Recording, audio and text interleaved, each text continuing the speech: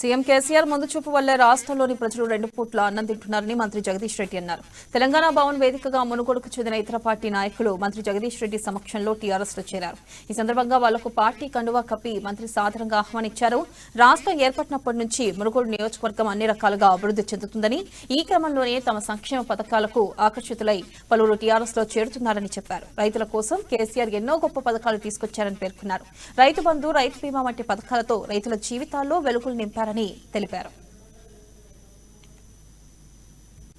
జీడిమెట్ల రమేష్ దళిత మోర్చా మండల ప్రధాన కార్యదర్శి. వీరంతా మునుగోడు మండలానికి చెందినవారు. అదేవిధంగా శివన్నగూడెం నుంచి నునగొల్పుల పెద్దులు యాదవ్ కాంగ్రెస్ పార్టీ గ్రామ శాఖ అధ్యక్షులు, మాజీ ఉపాధ్యక్షులు. అదేవిధంగా మరిగూడ మండలం లెంకలపల్లి గ్రామం నుంచి పానగేష్ సర్పంచ్ గారి ఆధ్వర్యంలో పగిళ్ల రాజశేఖర్ గ్రామ శాఖ అధ్యక్షుడు.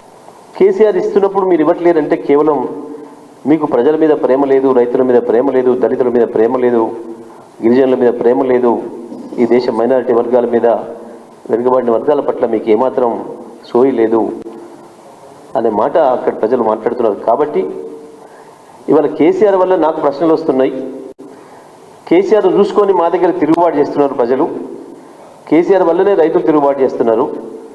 కేసీఆర్ చూసి దళితులంతా అటు కదులుతున్నారు. అందుకే కేసీఆర్ను తెలంగాణ నుంచి వెళ్ళి రాకుండా ఆపాలి, తెలంగాణలోనే కేసీఆర్ను నిలవరించాలని చెప్పి ఒక కుట్రతోని ఇవాళ ఈ మునుగోడు ఎన్నికను తీసుకొచ్చి తెలంగాణలో అంతా వెతికితే దొరికిన దొంగ ఆయన కాబట్టి ఆయన పట్టుకొని 18,000 కోట్ల రూపాయలు కాంట్రాక్ట్ ఇచ్చి కొనుక్కొని ఈ ఉప ఎన్నిక తీసుకొచ్చారు.